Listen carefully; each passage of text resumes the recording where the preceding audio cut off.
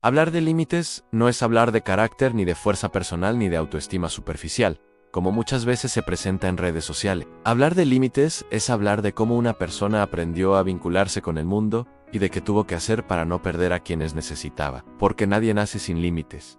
Los límites no desaparecen solos. Los límites se van apagando cuando ponerlos tuvo un costo emocional demasiado alto. Desde la psicología se entiende que el límite no es una frase que se dice, sino una respuesta interna que se activa cuando algo cruza una línea personal. Y esa respuesta puede ser clara o puede estar completamente anulada, dependiendo de la historia emocional de la persona. Hay personas que sienten incomodidad de inmediato cuando algo no les hace bien, y hay personas que solo se dan cuenta cuando ya están agotadas, resentidas o emocionalmente vacías, y esa diferencia no es casual, es aprendizaje. Durante la infancia, el cerebro es extremadamente plástico y aprende a partir de asociaciones repetidas, aprende qué conductas acercan cuidado y cuáles lo alejan, aprende qué emociones son aceptables y cuáles generan rechazo, y aprende muy rápido qué partes de sí mismo deben esconderse para no perder el vínculo. Cuando un niño expresa molestia y recibe castigo, indiferencia o invalidación, su cerebro no interpreta eso como una simple corrección,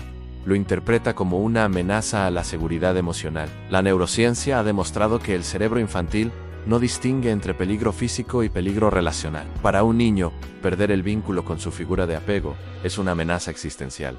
Por eso, el sistema nervioso se adapta no para ser feliz, sino para sobrevivir. Y si sobrevivir implica callar, ceder, agradar o postergarse, eso es exactamente lo que el cerebro aprende a hacer. Con el tiempo esa adaptación se automatiza y deja de sentirse como una decisión consciente. Se vuelve una forma de estar en el mundo. La persona ya no piensa, tengo que agradar para que no me abandonen. Simplemente siente culpa cuando intenta decir no, siente ansiedad cuando prioriza su necesidad, siente miedo cuando imagina poner un límite y muchas veces no entiende de dónde viene todo eso. Desde la psicología del apego se ha observado que las personas con historias de apego inseguro desarrollan una hiperactivación del sistema de alerta ante cualquier señal de posible rechazo. El cerebro aprende a escanear constantemente el entorno emocional buscando señales de desaprobación, y cuando aparece la mínima posibilidad de conflicto, el cuerpo reacciona antes que la mente. Aquí es donde la neurociencia aporta algo fundamental para entender por qué poner límites no es solo una decisión racional. Estudios de Neuroi Mellon han mostrado que el rechazo social activa regiones cerebrales vinculadas al dolor físico, lo que significa que para el cerebro, perder la aceptación del otro duele de verdad. No es una metáfora, es una respuesta neurológica real. Por eso muchas personas sienten opresión en el pecho, nudo en la garganta o malestar físico cuando intentan poner un límite, porque el cuerpo está reaccionando como si estuviera evitando una herida. Y frente al dolor, el cerebro siempre elegirá la opción que lo reduzca, incluso si esa opción implica traicionarse a uno mismo. Desde esta perspectiva, la dificultad para poner límites no es un problema de voluntad, es un problema de regulación emocional. Una persona regulada puede tolerar la incomodidad momentánea de un límite. Una persona desregulada necesita evitarla a toda costa. Y la regulación emocional no se aprende leyendo frases motivacionales, se aprende en relaciones donde la emoción es sostenida sin castigo. La psicología clínica ha observado durante décadas que muchas personas que no ponen límites crecieron asumiendo responsabilidades emocionales que no les correspondían, aprendieron a cuidar, a mediar, a adaptarse, a no generar problemas.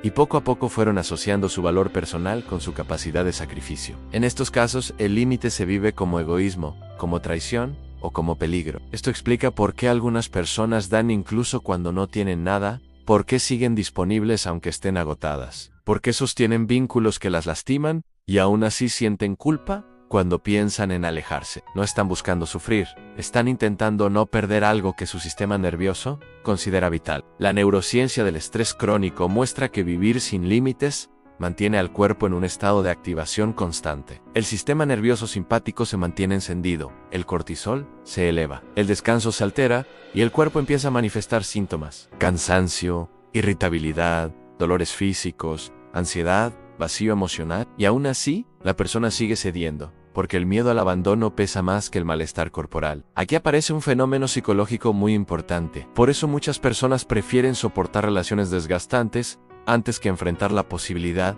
de quedarse solas. El sistema nervioso elige lo conocido, aunque duela, antes que lo desconocido, aunque sea más sano. Los estudios sobre trauma relacional muestran que cuando el vínculo temprano fue inconsistente, impredecible o condicionado, el cerebro aprende que el amor no es seguro y que debe ganarse. Y si el amor debe ganarse, el límite se convierte en una amenaza directa, porque pone en riesgo aquello que se ha aprendido a perseguir desde muy temprano. Esto no significa que todas las personas sin límites hayan vivido traumas evidentes. Muchas crecieron en entornos aparentemente funcionales, pero emocionalmente invalidantes. Lugares donde no se permitía el enojo, donde el malestar era minimizado, donde se premiaba la obediencia y se castigaba la diferencia. El cerebro no necesita golpes para adaptarse.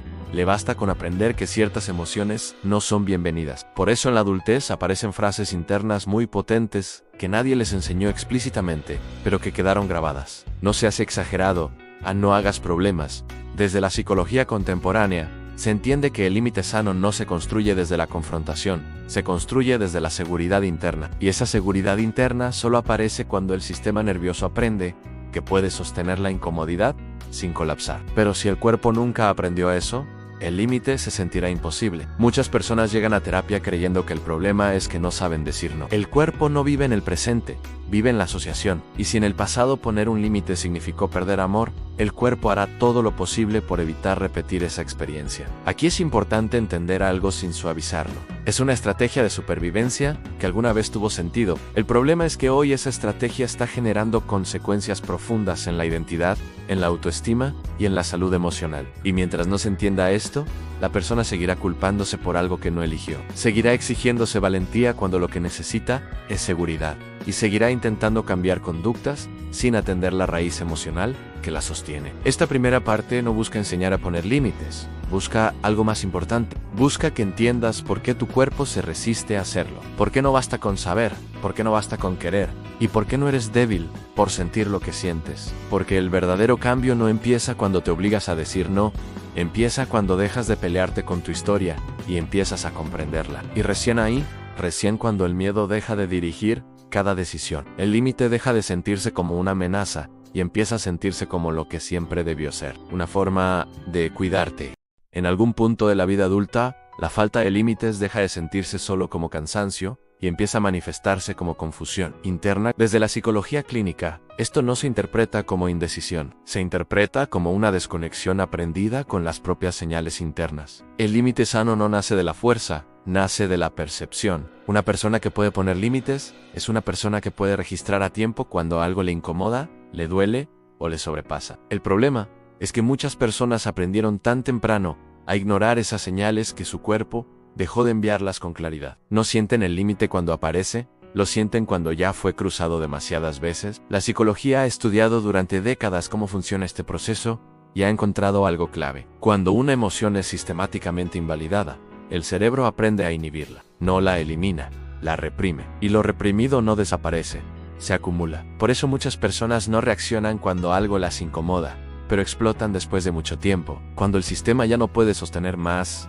en relaciones de pareja, esto se ve con muchísima claridad. Personas que al inicio se adaptan a todo, que ceden horarios, deseos, espacios, valores, que dicen sí, incluso cuando algo no les gusta, y que lo hacen convencidas de que están siendo comprensivas o maduras. Desde fuera parece amor, pero desde dentro muchas veces es miedo a incomodar, miedo a perder, miedo a no ser suficientes. La psicología relacional ha observado que cuando una persona no pone límites al inicio de un vínculo, el otro no aprende dónde termina. No porque sea malo necesariamente, sino porque nadie puede respetar un límite que no existe. Y cuando finalmente aparece un límite, ya no es leído como cuidado, sino como cambio, como amenaza o como problema. Aquí entra un fenómeno psicológico muy estudiado llamado habituación. El cerebro humano se acostumbra rápidamente a las dinámicas repetidas. Si alguien siempre está disponible, siempre cede, siempre se adapta, el cerebro del otro incorpora eso como norma. Cuando esa norma se rompe, aunque sea por una razón sana, genera resistencia. Esto explica por qué muchas personas sienten que cuando empiezan a poner límites, todo empeora. No es que el límite sea incorrecto, es que está rompiendo una dinámica que llevaba tiempo instalada, y romper dinámicas genera incomodidad. La diferencia es que una persona con seguridad interna puede sostener esa incomodidad, mientras que una persona con miedo al rechazo suele retroceder para restablecer el equilibrio, aunque ese equilibrio la dañe. Desde la neurociencia social se ha estudiado cómo la presión social influye en la conducta incluso cuando va en contra de las propias convicciones. Experimentos clásicos como los de conformidad mostraron que el cerebro prefiere alinearse con el grupo antes que sostener la diferencia, porque la exclusión activa circuitos de amenaza. Esto no ocurre solo en grupos grandes, ocurre también en familias, parejas y entornos laborales. Aceptan cargas excesivas, horarios extendidos, responsabilidades que no les corresponden. Desde la psicología organizacional se ha observado que quienes no ponen límites suelen ser reforzados inicialmente. Reciben reconocimiento por su disponibilidad, pero a largo plazo son los más propensos al agotamiento, al resentimiento y al burnout. El problema es que el cerebro aprende rápido que conductas son premiadas. Si cada vez que te sobreexiges recibes aprobación, el sistema nervioso asocia el sacrificio con seguridad. Y si alguna vez intentas frenar, el miedo aparece, porque el cerebro anticipa la pérdida de ese reconocimiento. No es que la persona no vea el daño, es que el costo emocional de poner el límite se siente más alto que el costo de seguir. En la familia, el tema de los límites suele ser todavía más complejo. En estos contextos el límite no solo genera culpa, genera lealtades rotas, genera sensación de traición, genera miedo a ser visto como egoísta. La psicología sistémica explica que, en familias fusionadas, el límite es vivido como distancia, y la distancia como abandono. Por eso a muchas personas les cuesta poner límites a padres, hermanos o familiares, incluso cuando esos vínculos les generan sufrimiento. El sistema emocional fue entrenado para priorizar la cohesión por encima del bienestar individual. La neurociencia interpersonal ha mostrado que los vínculos tempranos moldean profundamente la forma en que el cerebro procesa la cercanía y la separación. Si la separación fue vivida como peligrosa o castigada, el cerebro adulto reaccionará con ansiedad ante cualquier intento de diferenciarse. El límite activa memorias implícitas, no recuerdos conscientes, y por eso la reacción es tan intensa y tan difícil de explicar. Otro aspecto fundamental que la psicología ha estudiado es la relación entre culpa y límites. La culpa no aparece solo cuando hacemos daño. Aparece también cuando rompemos expectativas internas que fueron aprendidas. Muchas personas sienten culpa no por poner límites, sino por no cumplir el rol que aprendieron a desempeñar. El rol del que cuida, del que sostiene, del que no molesta, del que siempre está. Desde esta mirada, poner un límite no solo implica decir no al otro, implica decir no a una identidad construida durante años. Y renunciar a una identidad genera duelo. La psicología reconoce que todo cambio identitario conlleva una pérdida, incluso cuando el cambio es necesario. Por eso poner límites puede generar tristeza, confusión o sensación de vacío al inicio. La neurociencia de la identidad muestra que el cerebro busca coherencia interna. Cuando una persona empieza a actuar de forma diferente a como siempre lo hizo, el sistema entra en un estado de desorganización temporal. No porque el cambio sea incorrecto, sino porque el cerebro está reajustando patrones. Este proceso requiere tiempo, repetición y contención emocional. Aquí es donde muchas personas abandonan el intento. Confunden la incomodidad del cambio con una señal de que algo está mal. Vuelven a ceder, vuelven a callar, vuelven a adaptarse y refuerzan sin querer el patrón que las lastima. No porque no quieran cambiar, sino porque nadie les enseñó que el crecimiento también duele. Desde la psicología clínica se insiste en algo muy importante. Un límite sano no busca controlar al otro, busca proteger el propio espacio psíquico. No se trata de imponer, se trata de diferenciar. Y diferenciarse es uno de los procesos más complejos del desarrollo humano, porque implica aceptar que el otro puede molestarse, decepcionarse o no estar de acuerdo, y aún así, sostenerse. Esto es especialmente difícil para personas con historia de apego ansioso, porque su sistema nervioso aprendió que el vínculo depende de agradar. Para estos cerebros, la desaprobación se vive como amenaza. Por eso muchas veces el límite se posterga hasta que el cuerpo colapsa, hasta que aparecen síntomas, hasta que ya no hay energía para seguir sosteniendo. Con el tiempo esto puede llevar a estados depresivos, ansiedad crónica y sensación de vacío. Esta segunda parte es importante porque desmonta una idea muy difundida. La idea de que poner límites es simplemente cuestión de actitud. No lo es. Es un proceso psicológico profundo que involucra historia, apego, neurobiología y regulación emocional. Y mientras no se entienda esto, la persona seguirá sintiéndose defectuosa por algo que tiene una explicación mucho más compleja. Aquí todavía no estamos hablando de consecuencias finales, ni de reaprendizaje profundo. Estamos entendiendo el terreno, las fuerzas internas que empujan a ceder, incluso cuando duele, los mecanismos que hacen que el límite se sienta tan amenazante, porque solo cuando entiendes qué fuerzas te atraviesan, puedes empezar a dejar de pelearte contigo mismo. Y desde ahí, recién desde ahí, se puede empezar a construir algo diferente. Vivir sin límites no suele sentirse peligroso al inicio. Suele sentirse funcional. La persona recibe aprobación, mantiene vínculos, evita conflictos, se siente necesaria, útil, valorada. El problema es que el cuerpo lleva la cuenta aunque la mente no lo haga. Y con el paso del tiempo, el costo de sostener esa adaptación empieza a manifestarse de formas cada vez más evidentes. Desde la psicología clínica, se ha observado que las personas que viven cruzando sus propios límites desarrollan una desconexión progresiva de sí mismas. No saben qué quieren, no saben qué necesitan, no saben qué sienten con claridad. No porque no tengan emociones, sino porque aprendieron a ignorarlas durante tanto tiempo que dejaron de registrarlas como señales válidas. El cuerpo, sin embargo, nunca deja de registrar. La neurociencia ha demostrado que cuando una emoción es inhibida de manera crónica, el sistema nervioso se mantiene en un estado de tensión basal. No es un estrés agudo que aparece y se va. Es un estrés silencioso y constante. El cortisol se mantiene elevado, el sistema inmune se debilita, el sueño se altera, la energía disminuye. Esto explica por qué muchas personas sin límites claros desarrollan síntomas físicos, sin causa médica evidente. Dolores musculares, problemas gastrointestinales, migrañas, fatiga crónica. El cuerpo empieza a expresar lo que la persona no se permitió expresar emocionalmente, no como castigo, sino como último recurso. Desde la psicología psicosomática se entiende que el síntoma no es el enemigo, es el mensajero. Aparece cuando la vía emocional fue bloqueada durante demasiado tiempo. El problema es que muchas personas intentan silenciar el síntoma sin escuchar el mensaje.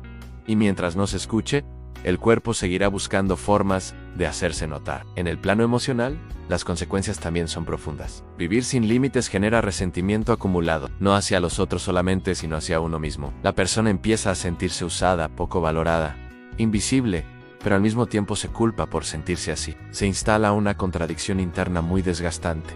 Necesito al otro, pero me duele estar ahí. Quiero cuidarme, pero tengo miedo de perder. La psicología ha estudiado este fenómeno y ha encontrado que la falta de límites sostenida en el tiempo erosiona la autoestima de manera silenciosa. No porque los demás maltraten necesariamente, sino porque cada vez que la persona se traiciona a sí misma, el cerebro registra esa traición. Y poco a poco se instala una narrativa interna de poca valía. Desde la neurociencia de la identidad, se sabe que el cerebro construye la percepción del yo a partir de la experiencia repetida. Si una persona se coloca siempre en segundo lugar, el cerebro aprende que ese es su lugar, no como idea consciente, sino como sensación profunda de merecimiento. No porque la persona quiera depender, sino porque su identidad se fue organizando alrededor del otro. Su estado emocional depende de la respuesta ajena.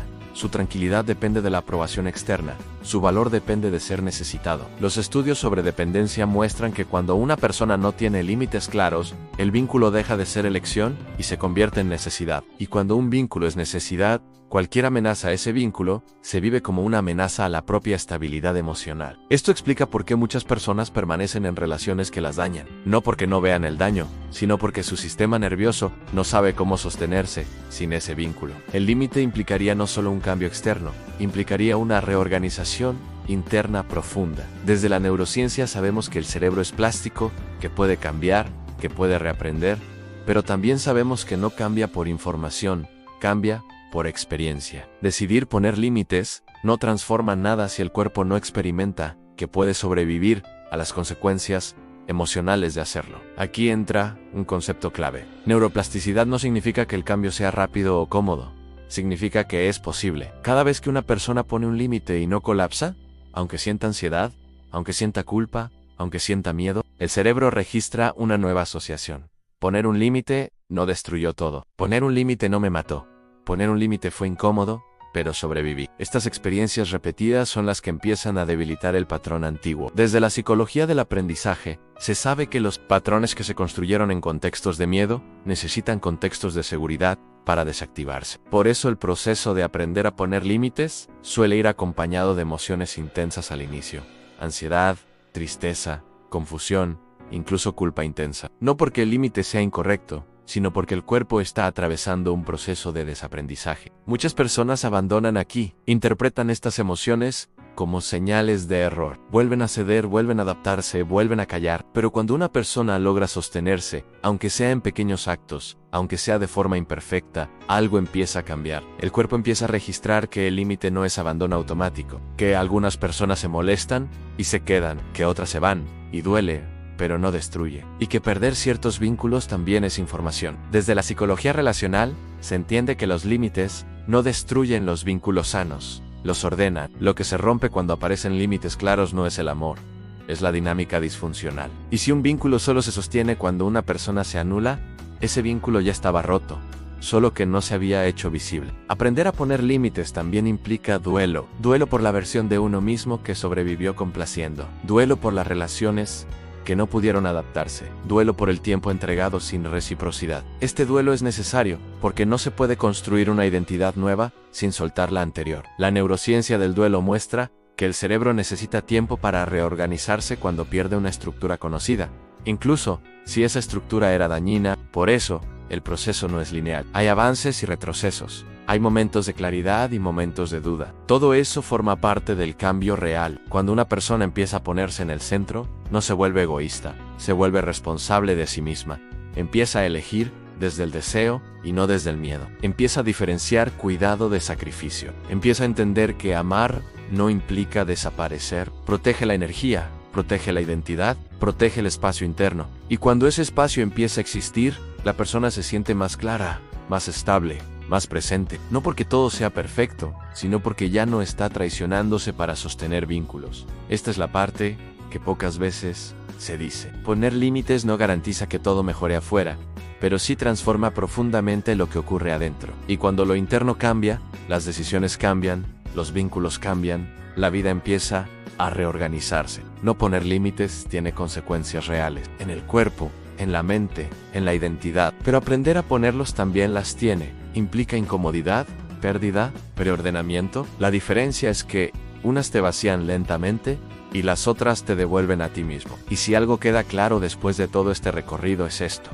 los límites no son una técnica, son una forma de relación contigo. Y mientras esa relación esté basada en el miedo, el límite se sentirá imposible. Pero cuando empieza a construirse desde la seguridad, el límite deja de ser una amenaza y se convierte en un acto de cuidado profundo, no porque sea fácil, sino porque ya no estás dispuesto a desaparecer para que otros se queden. Si este contenido te ayudó a entenderte mejor, compártelo con alguien que sientas que necesita escucharlo, y suscríbete. A veces comprender lo que nos pasa es el primer límite que aprendemos a poner.